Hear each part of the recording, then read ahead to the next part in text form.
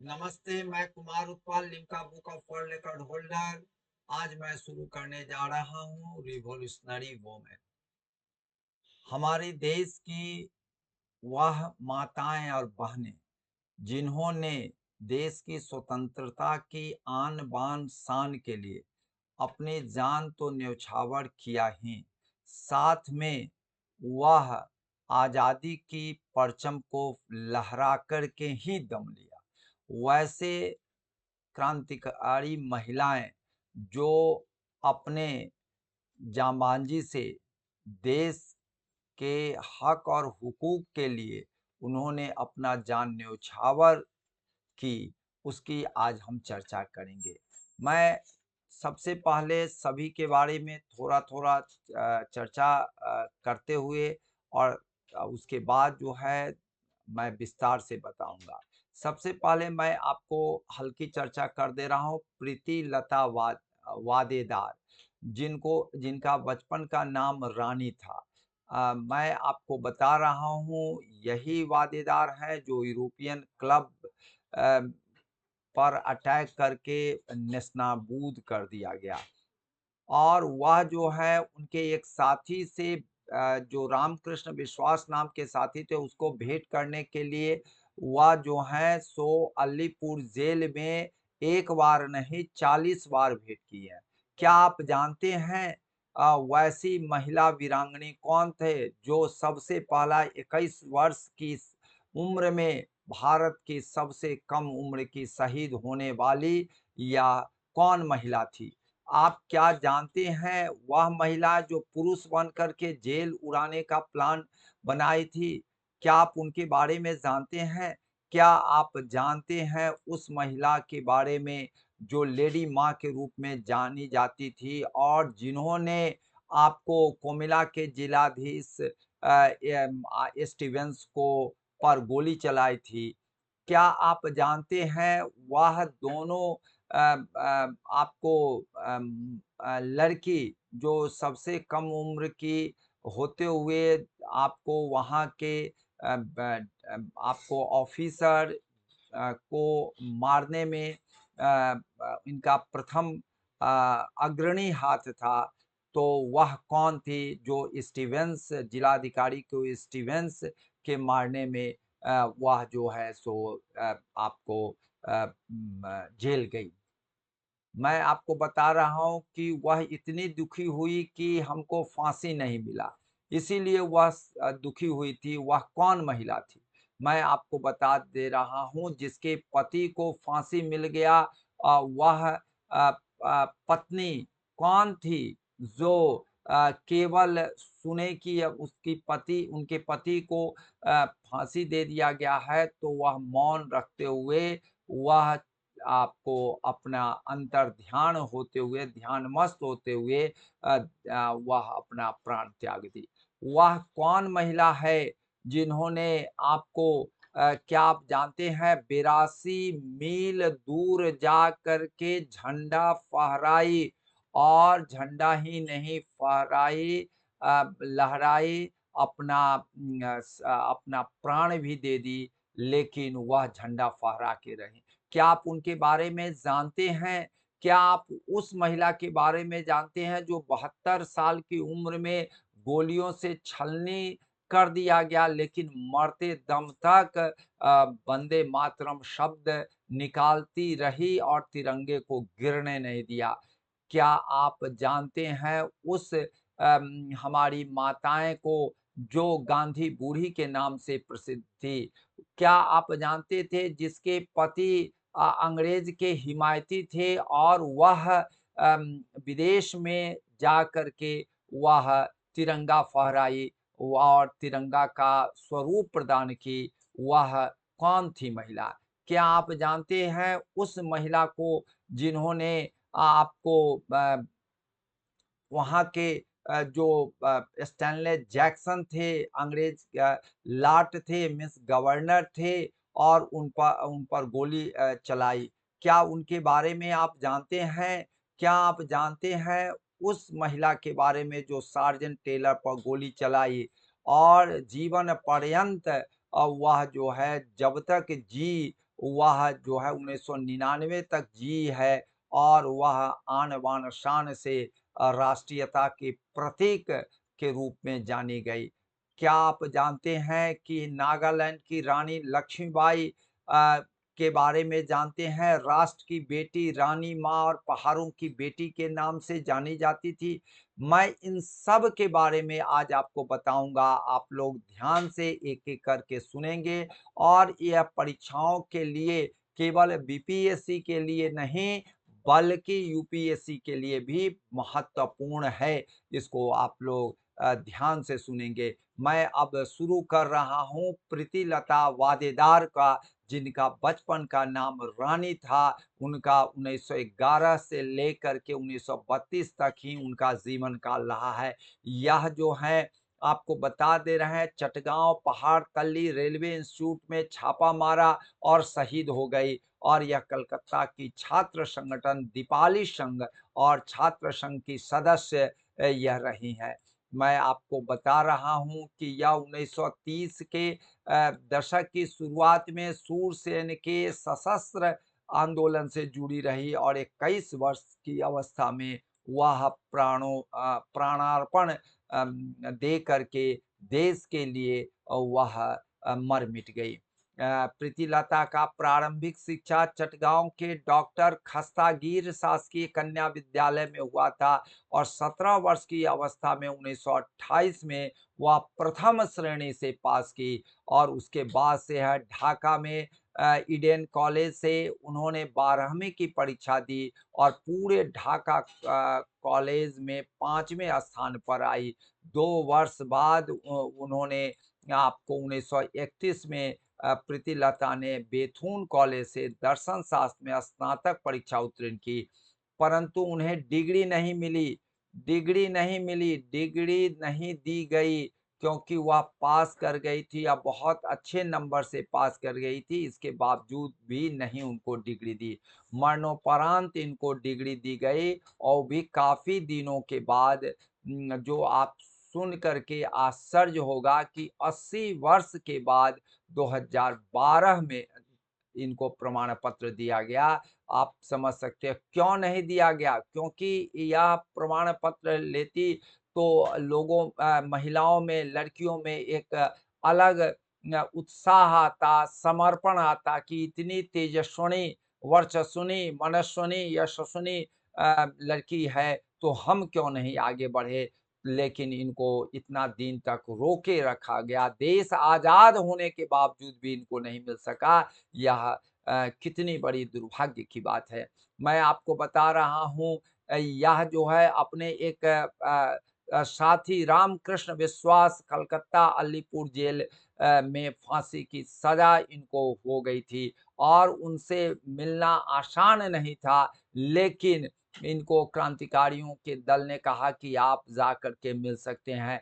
पढ़ने में भी तेजस्विनी थी और कार्य करने में भी एकदम विद्युत तारिका की तरह थी और यह जो है आपको 40 बार, कोई एक बार नहीं मिल सकता है, 40 बार इन्होंने जा कर के जेल में मिला है और मिल कर के सभी बातों को सूचित करते रही और आकर के निकल भी आती थी। तो आप समझ सकते हैं कि आपको अंग्रेज तक को भनक नहीं मिला, यह कितनी बड़ी बात है। आप यहाँ देख रहे हैं यूरोपियन क्लब देख रहे हैं, आपको दिखाई पड़ रहा होगा यह यूरोपियन क्लब आप देख रहे हैं। इसी क्लब पर प्रीतिलता वादेदार आक्रमण करती हैं और यहीं पर आपका यह हॉल है जहाँ प्रत्येक दिन अंग्रेज ऑफिसर आते थे, नाच गान डांस करते थे, शराब पीते थे, रंगरेलियां मनाते थे और यह जो है सो आकर के आक्रमण कर के इन सब पर गोलियों से भून डाला। और आपको यह जान कर के आपको खुशी होगी कि यह जो हैं कई अंग्रेज जो हैं इसमें मारे गए। 13 अंग्रेज तो घायल हो गए, 13 अंग्रेज घायल हो गए, कुछ महिलाएं भी मारी गई और यह जो है प्रीतिलता जो हैं सो यहाँ से यह आपको बम चला करके अब भागना चाही, लेकिन यह भी घायल हो गई और घायल अवस्था में सोची कि अगर हमको पकड़ लिया जाएगा अंग्रेज के द्वारा, तो हम जो हैं सो हमको क्या होगा कि बड़ी प्रताड़ना देगी। तो इन्होंने पोटेशियम साइनाइड खा लिया। आप देख रहे हैं किस तरह से यह आक्रमण कर रहे हैं, या आपको दिखाई पड़ रहा होगा, या बम और रिवॉल्वर से किस तरह से इस पर आक्रमण कर रहे हैं, और इसी खिड़की पर बम फिट कर दिया था। कई लोग घायल हो गए। यह आज भी यह बिल्डिंग है और यह यूरोपियन क्लब आज भी है। मैं आपको दिखा रहा हूँ, यह आपको यही प्रीतिलता वादेदार हैं, या प्रीतिलता वादेदार हैं, और यहाँ पर उनकी सम्मान में यह मूर्ति, पत्थर की मूर्ति बनाई गई है। लेकिन पत्थर की मूर्ति में भी आप देखते होंगे वह तेजस्विता और वह क्रांतिकारिता जो है अभी भी आपको उद्बोधित करती है। यह पत्थर की मूर्ति है। लगता है कि आज भी वह कमर कस के तैयार है देश के विरोधी जो लोग हैं उनके विरुद्ध लड़ने के लिए तैयार है। और आप यह जान कर के यह बड़ी होगी कि सबसे भारत में सबसे कम उम्र में 21 वर्ष की उम्र में 1932 में यह शहीद होने वाली प्रथम लड़की थी। यह आप जान कर के गौरवान्वित महसूस कर रहे होंगे। ऐसी वह वीरांगना, ऐसी ही दिव्य और भव्य दृष्टि वाली यह थी। मास्टर सूरसेन जब एक बार शस्त्रागार के आक्रमण में घिर गए, तो मास्टर दा को घिर जाने को देखते हुए उन्होंने क्या किया, पूरा शस्त्रागार को जलाकर राख कर दिया। यहाँ तक कि जिसमें लिखा था कुत्तों और भारतीयों के प्रवेश के लिए वर्जित है, उस बोर्ड को भी नेस्तनाबूद कर दिया। ऐसी वीरांगना हमारी जो प्रीतिलता वादेदार थी। मैं आपको बता रहा हूँ कि यह सूरसेन के नेतृत्व वाली आपको जो यह संस्थान थी, यह आप देख रहे होंगे इंडियन रिपब्लिकन आर्मी। इसको ध्यान रखिएगा, या बड़े पूछे जाते हैं इंडियन रिपब्लिकन आर्मी किसके द्वारा संगठित किया गया था, तो सूरसेन के द्वारा किया गया था। इसमें यह महिला सैनिक के रूप में काम करती रहीं। इसमें इनके साथ अपूर्व सेन, निर्मल सेन, प्रीतिलता तो थी ही, सूर्यसेन, सभी लोग आपको इसमें सम्मिलित थे। तो यह जो है आपको पहराली यूरोपीय क्लब चटगांव की पहाड़ी के तलहटी बंगाल पर इन्होंने धावा बोल दिया, और धावा बोल करके उसको जितने भी लोग नाच गान डांस कर रहे थे, रंगरेलिया मना रहे थे, हमारे धन पर हमारी बहू बेटियों का इज्जत लूट रहे थे, उसी समय इन्होंने धावा बोल करके सब 13 अंग्रेज को घायल कर दिया। और वह जब अपने आगे नहीं बढ़ पाई, तो साइनाइड जब देखी कि अब हमको पकड़ लिए जाएंगे, घायल हो गई, दौड़ नहीं पा रही थी, तो इन्होंने क्या किया कि साइनाइड की गोली खा लिया। तो ऐसी वीरांगना हमारी थी जिनके बारे में हमने आपको बताया। दूसरा है, इन्हीं की साथी है कल्पना दत्त, जो पुरुष बन करके जेल में उड़ाने के लिए पहुंच गई थी। जेल को उड़ाने के पुरुष बन करके या जेल में उड़ाने वाली यही महिला है जो आप देख रहे हैं पुरुष के वेश में। यही हैं हमारी वीर महिला, या वीर महिला कल्पना दत्त हैं, इसको ध्यान में रखिएगा। चटगांव यूरोपियन क्लब पर हमला का भार तो इनको सौंप ही दिया गया था, लेकिन 1 हफ्ते पहले ही गिरफ्तार हो गए। उम्र कैद सुनाई गई, लेकिन जेल से रिहा किया गया। मृत्यु 1995 में कलकत्ता में इसका हुआ है। छात्र संघ की भी सदस्यता थी, लेकिन यह जो है वादेदार तो अपना काम पूरा करके ही रही। मैं आपको नेक्स्ट आपको बता रहा हूँ सुनीति चौधरी, जो लेडीज माँ, ये बराबर परीक्षाओं में पूछे जाते हैं लेडी माँ कौन थी, तो सुनीति चौधरी यह भारत की सबसे कम उम्र की क्रांतिकारी महिला थी। आपको देख रहे हैं सुनीति चौधरी हैं, आपको बगल में उनकी बेटी है, और पति जो है क्रांतिकारी प्रद्योत कुमार घोष हैं, आप देख रहे हैं।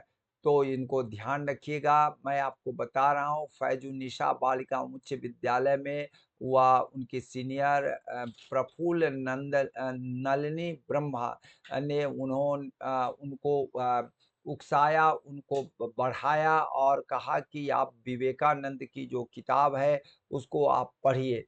तो उनको और वह किताब पढ़ने के लिए उनको उत्साहित किया और उस किताब को वह पढ़ी। उसमें लिखा था, एक शब्द लिखा था जो उनके अंतर्मन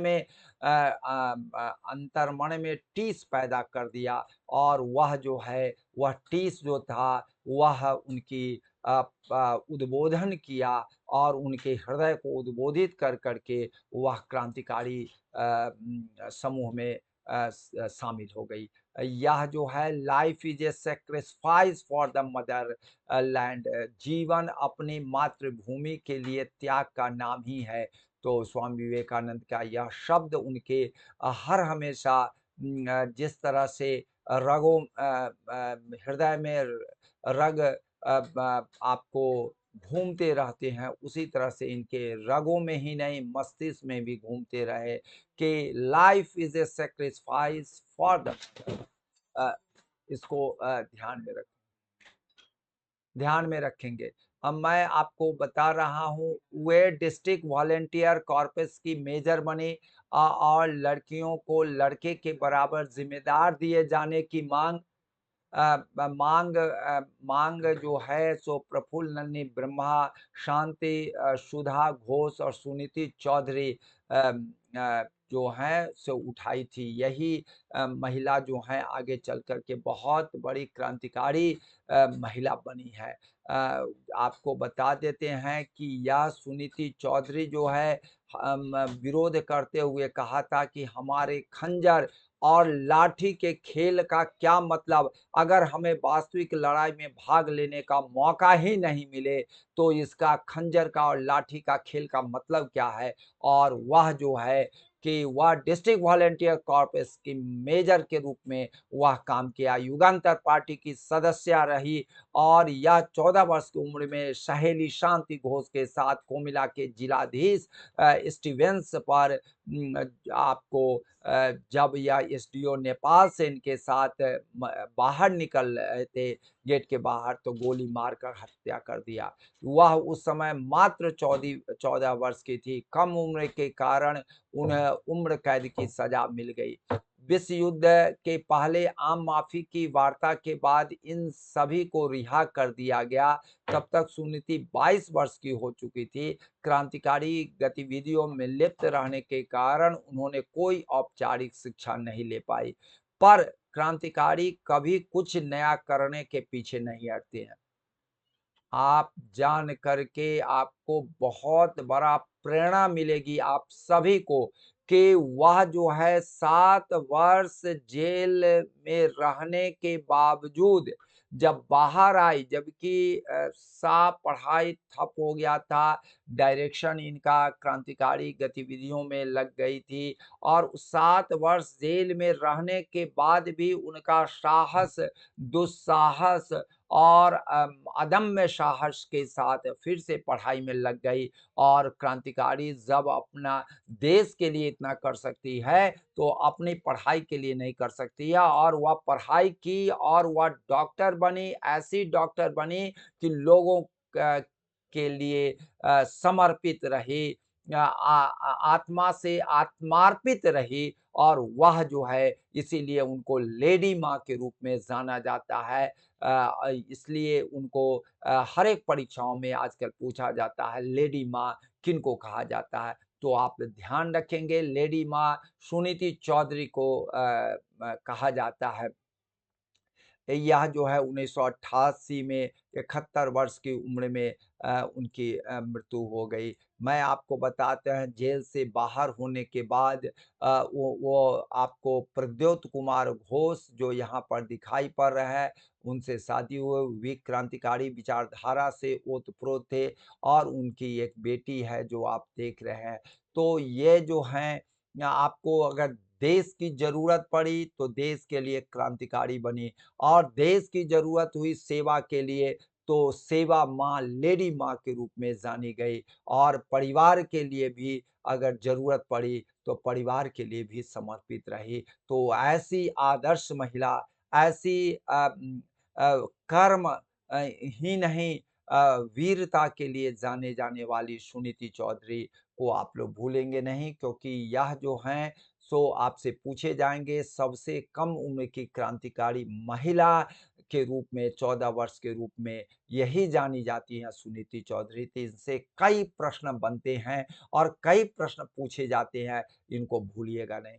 मैं आपको आगे आ रहा हूँ, आपको यह दिखा रहा हूँ या आपको तस्वीर से और भी यही जो हैं आपको 2 लड़कियाँ हैं जिसमें एक सुनीति चौधरी हैं, आप देख रहे हैं और यह दोनों लड़कियाँ जो है सो आप देख रहे हैं इन पर कै किस तरह से अटैक किए हुए हैं और यह गोली से मार दी। यह जिलाधिकारी जो थे स्टीवेंसन उनको मार दी। यह बहादुर लड़की जो आप देख रहे हैं यह बहादुर लड़की जो हैं दोनों लड़की गोली चला कर के मार ही दी, ऑन स्पॉट डेथ इनका हो गया। तो म आपको उस समय एक पंक्ति थी जो आपको इसमें कहा भी गया है, पर्चा यह बाँटा गया था, पूरे देश में बाँटा गया और उसमें लिखा गया तबाही की ज्वलंत इच्छा आज मेरे लहू में दौड़ रही है। यह दोनों लड़की जो कि है स्टीवेंसन या डिस्ट्रिक्ट मजिस्ट्रेट थे, इनको मार दिया गया। और यह जो दोनों लड़कियाँ थी, सुनीति चौधरी और शांति घोष।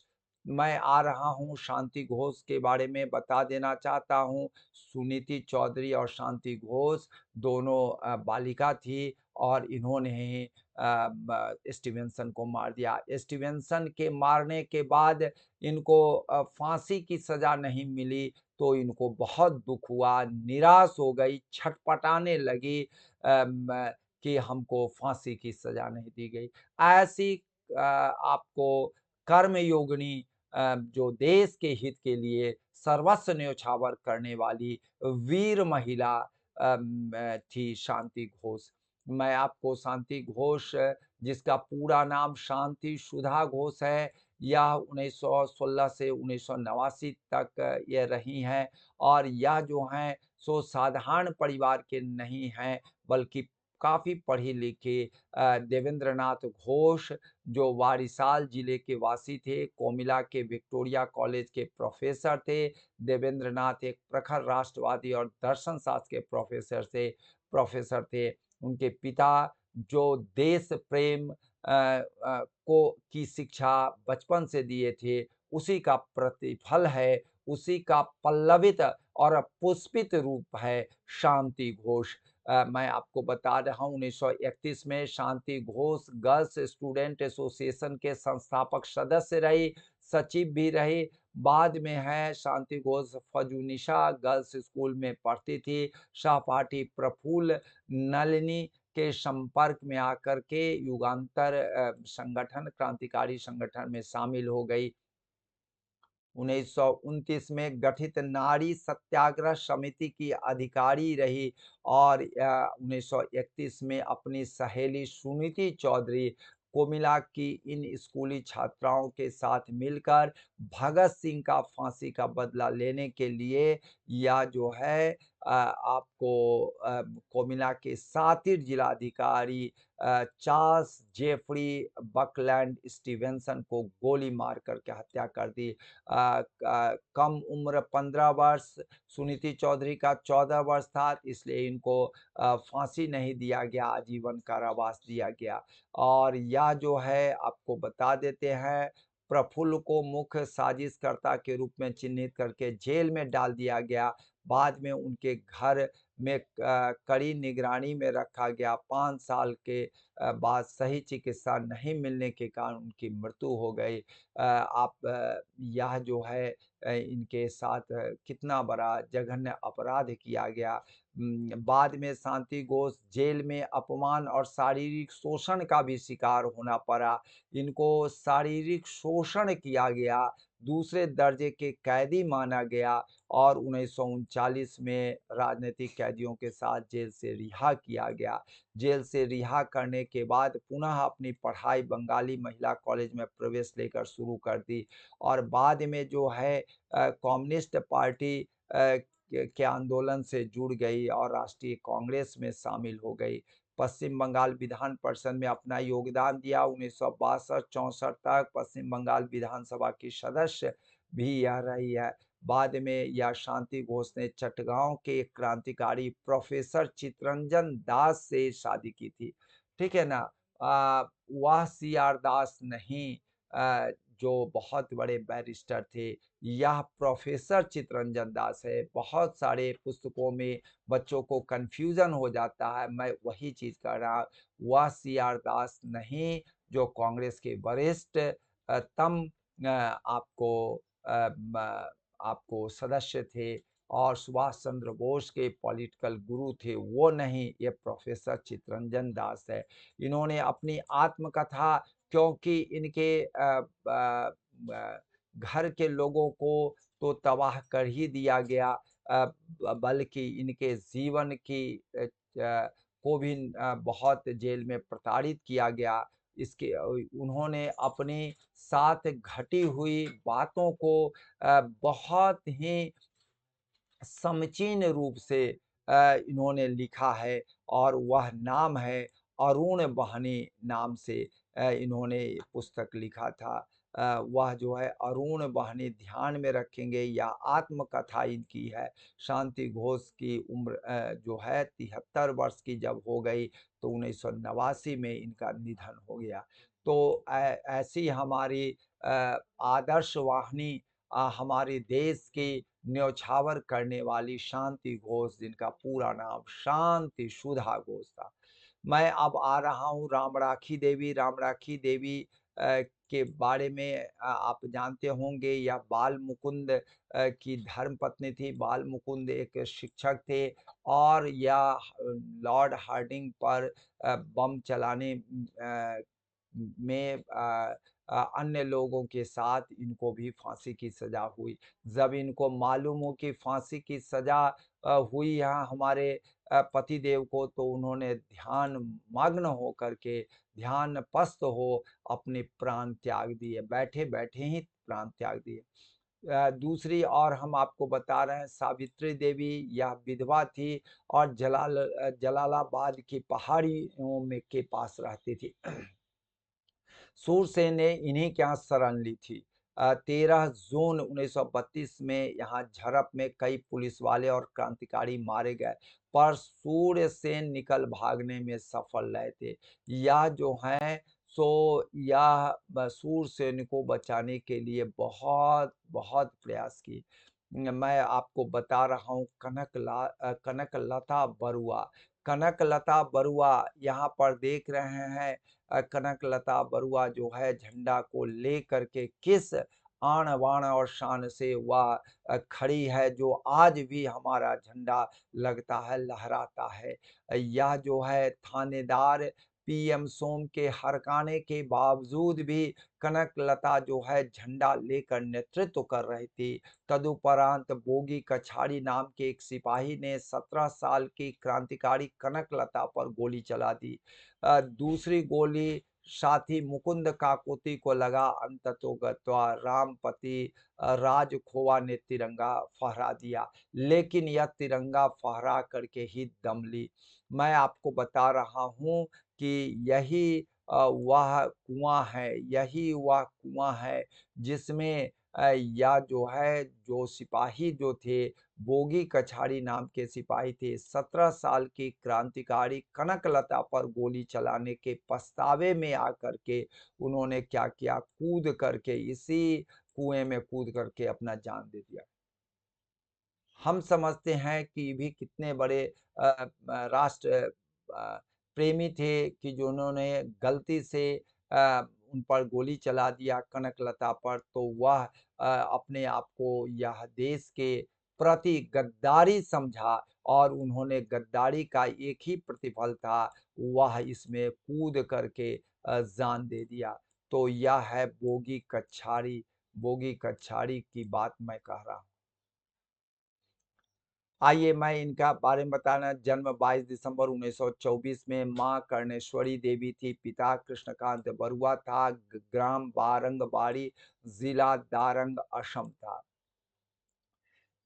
पढ़े लिखे में राष्ट्रवादी चेतना तो और संचेतना तो बहुत जल्दी आ जाती है, लेकिन कम पढ़ी लिखी गांव की महिलाएं और लड़कियों में यह बात आए, यह हमारे देश की उर्वरा शक्ति का ही काम है, जो इतनी यह बात समझ करके वह लड़ने के लिए, झंडा फहराने के लिए एक दो मील नहीं, 82 मील दूरी पैदल चल करके, 82 मील 82 मील दूरी चल करके पैदल गहपुर थाने पर जाकर के झंडा फहराने वाली यह कनकलता बरुआ है। 82 मील।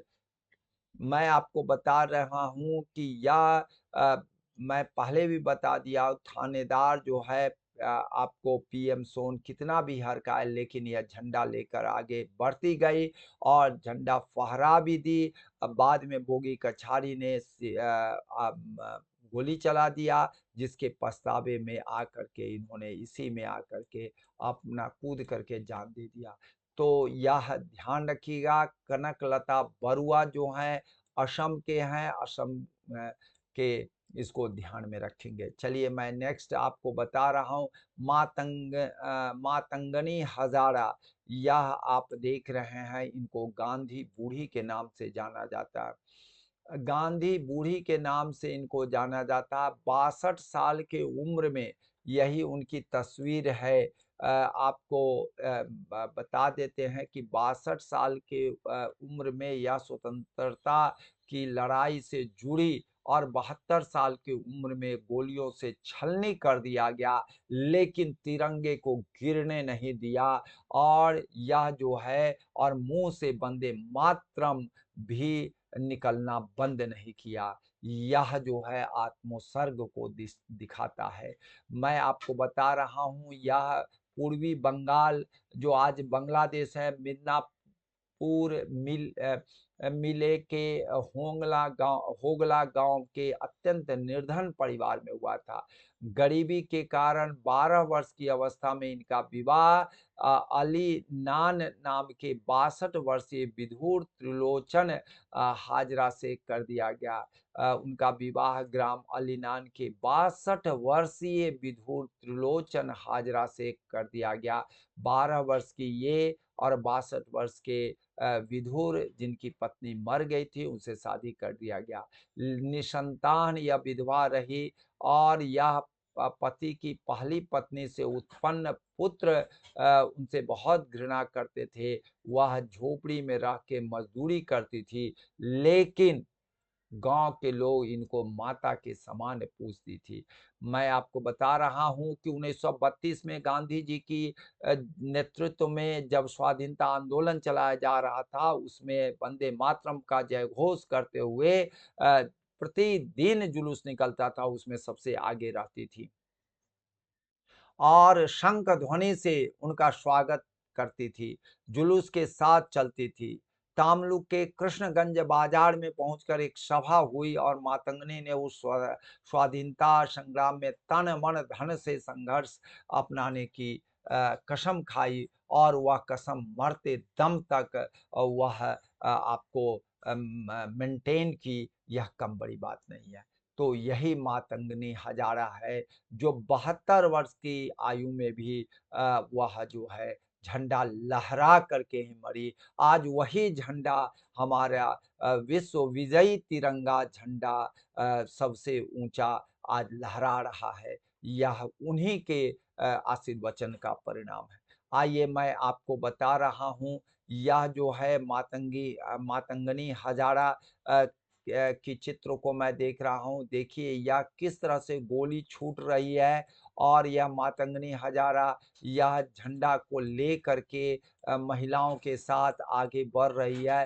गोली की परवाह नहीं कर रही है। सिंह की दहाड़ हो, सामने पहाड़ हो, तुम निडर बढ़े चलो, तुम निडर बढ़े चलो। तो यह निडरता के साथ बढ़ती गई और आपको बता देते हैं कि 72 साल की उम्र में गोली से छलनी तो कर दिया गया, लेकिन हिम्मत को छलनी नहीं कर दिया गया, बल्कि वह जब जब गिरी अ, तो वह अपना मुँह से वंदे मातरम निकालती रही और झंडा को गिरने नहीं दिया।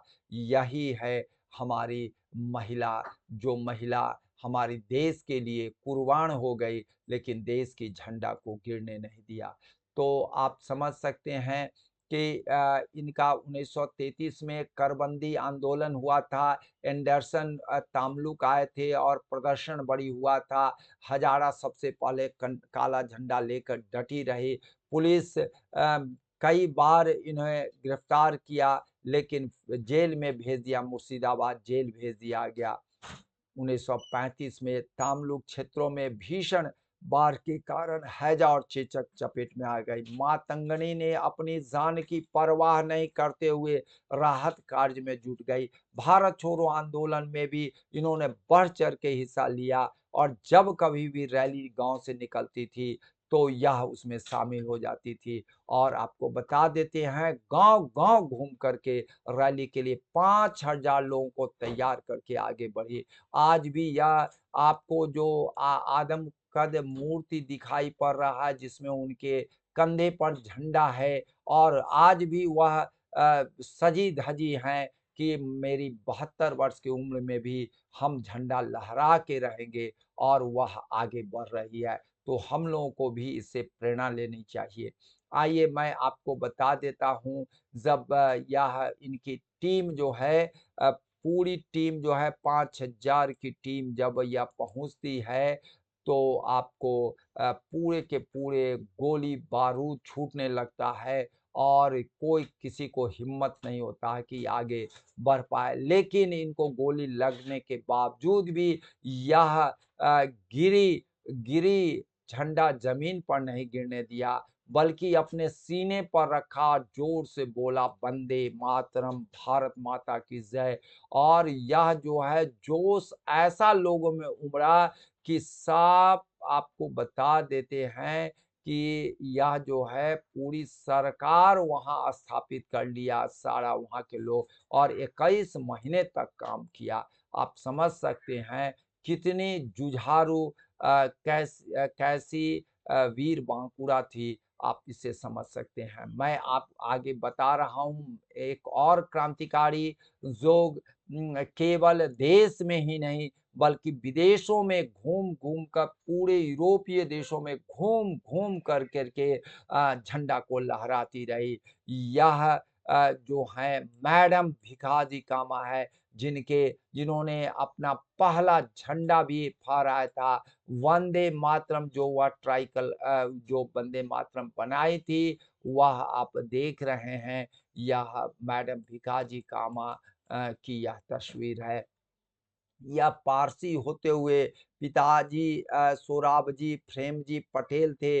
विवाह 1885 में के आर कामा से हुआ और यह जो है, लेकिन रुस्तम मल्लिक कामा ब्रिटिश के हिमायती थे और यह ब्रिटिश के विरोधी। पति ब्रिटिश के हिमायती थे और यह ब्रिटिश के विरोधी। और इन्होंने लंदन में आपको बता देते हैं, मैडम भिखाजी कामा जो हैं, दादा भाई नौरोजी के निजी सचिव, प्राइवेट सेक्रेटरी रहे।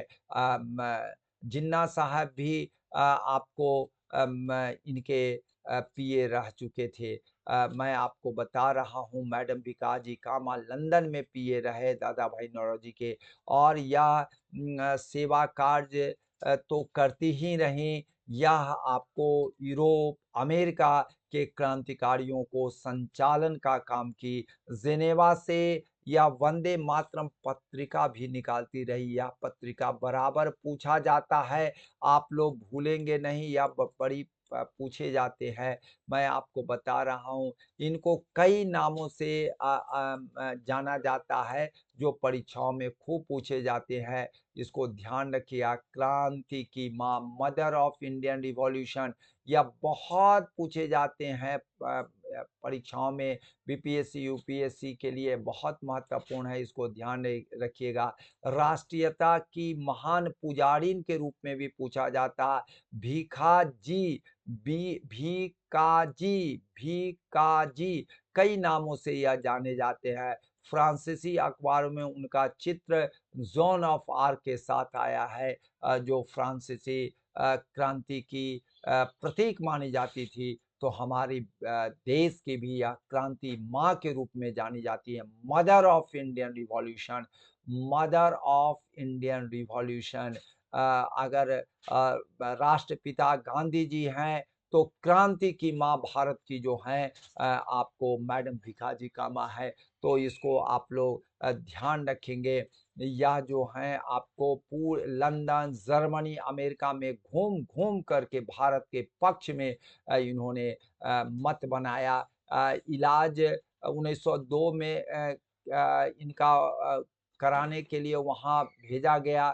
श्याम जी कृष्ण वर्मा, जो आपको वहाँ क्रांतिकारी, बड़े क्रांतिकारी थे, उनका बहुत मदद किए।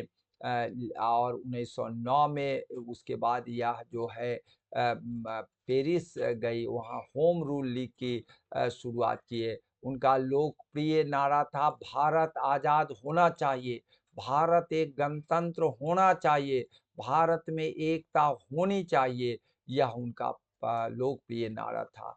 मैडम कामा ने बीडी सावरकर के साथ भी काम किया। इस दौरान बीडी सावरकर, एमपीटी आचार्य, हरदयाल जैसे क्रांतिकारियों के साथ भी कार्य करने का इनका बहुत अच्छा अनुभव रहा। राष्ट्रवादी काम छोड़ने की शर्त पर 1935 में वतन लौटने की इजाज़त मिली। मैडम कामा इस वक्त बहुत बीमार हो चुकी थी। बिगड़ते हुए स्वास्थ्य के चलते 74 वर्ष की अवस्था में बम्बई में लौट कर आई और 13 अगस्त 1936 को 1936 को इनकी मौत हो गई। तो यह मैडम भिखाजी कामा है। भिखाजी कामा ने प्रथम भारतीय झंडा स्टुगार्ड, जर्मनी में 21 अगस्त 1907 में फहराते हुए यह है। आप देख रहे हैं वंदे मातरम, यहाँ पर आपको 2, 2, 4, 2, 6 आपको 8 8 या कमल के फूल इनके है, ऊपर में ट्राई कलर है, ठीक है ना? वंदे मातरम लिखा हुआ है, ठीक है ना? तो यह सबसे पहला जो है आपको स्टुगार्ड में, जर्मनी में आपको यह प्रथम भारतीय झंडा को लहराई थी 1907 में। तो यह एक बहुत बड़ी बात है, इसको ध्यान में रखेंगे। वीणा दास, जो आपको 1911 में कृष्णानगर में इनका जन्म हुआ था। पिता इनकी जो थे बेनी माधव दास, जो प्रसिद्ध अध्यापक थे। नेताजी सुभाष चंद्र बोस भी उनके छात्र रह चुके थे। आप समझ सकते हैं कितने प्रसिद्ध ब्रह्म समाजी शिक्षक के रूप में जाने जाते थे। और यह जो है वे saint John Diocesan girls higher secondary school की स्थापना की छात्रा भी यह रही थी। आपको छात्री संघ कलकत्ता की क्रांतिकारी की संगठन थी, उसमें भी रही। बेथुन कॉलेज में पढ़ते हुए 1928 में साइमन कमीशन का विरोध किया था। युगांतर दल के क्रांतिकारियों के संपर्क में आया। यहाँ पर यह जो आप तस्वीर देखते हैं, यह जो है बंगाल के गवर्नर स्टेनले जैक्सन, जो इंग्लैंड के पूर्व क्रिकेट कैप्टन थे, उसी पर यह जो है आपको वीना ने आपको गोली चला दी। आपको जिसमें इनके सर्टिफिकेट का वितरण किया जाने वाला था इनके द्वारा, उसी पर गोली चला दी। ये तो बच गए, लेकिन इनको जेल जाना पड़ा। यह आपको ध्यान में रखना पड़ेगा।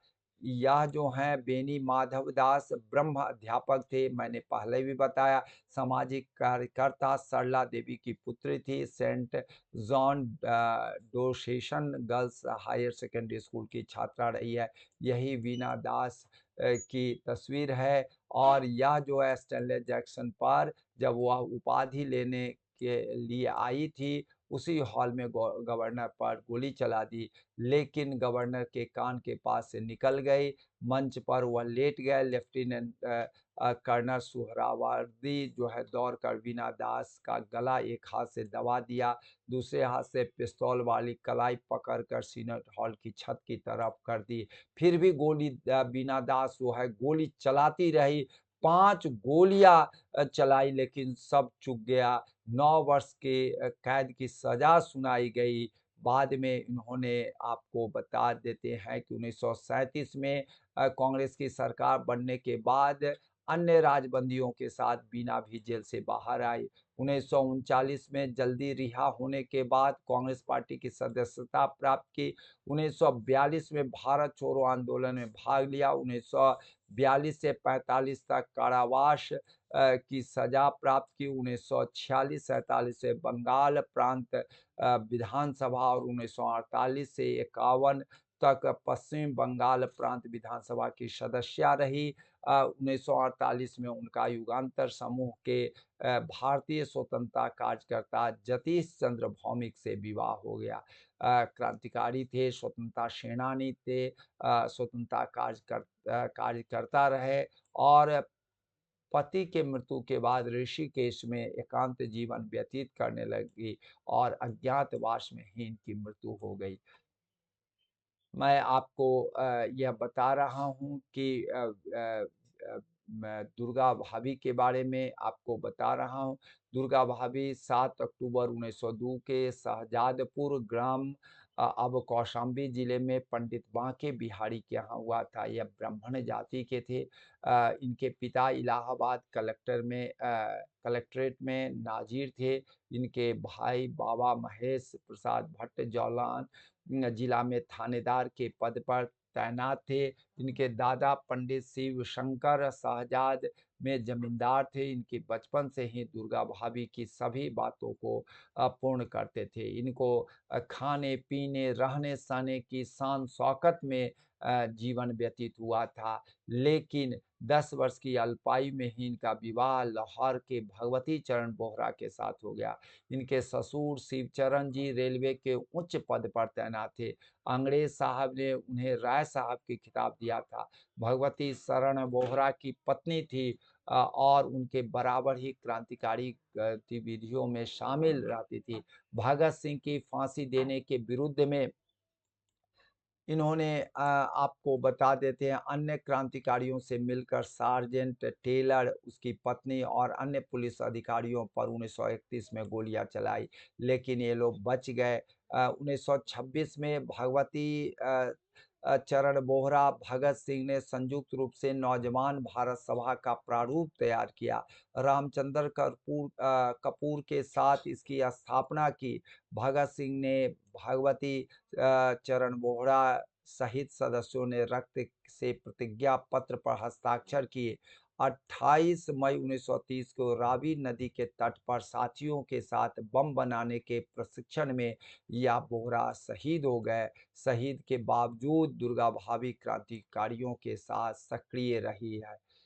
मैं आपको बता रहा हूँ कि इनकी सक्रियता जीवन पर्यंत रही है। देश की खातिर, बाद में शिक्षा और समाज के प्रति रही है। 9 अक्टूबर 1930 को दुर्गा भाभी ने गवर्नर हैली पर गोली चला दी। गवर्नर हैली तो बच गया, लेकिन सैनिक अधिकारी टेलर घायल हो गया। मुंबई के पुलिस कमिश्नर को भी दुर्गा भाभी ने गोली मारी थी, जिसके परिणाम स्वरूप अंग्रेज इनके पीछे पड़ गई। मुंबई के एक फ्लैट में दुर्गा भाभी और यशपाल को गिरफ्तार कर लिया गया। दुर्गा भाभी का काम जो था साथी क्रांतिकारियों के लिए राजस्थान से पिस्तौल लाना, ले जाना।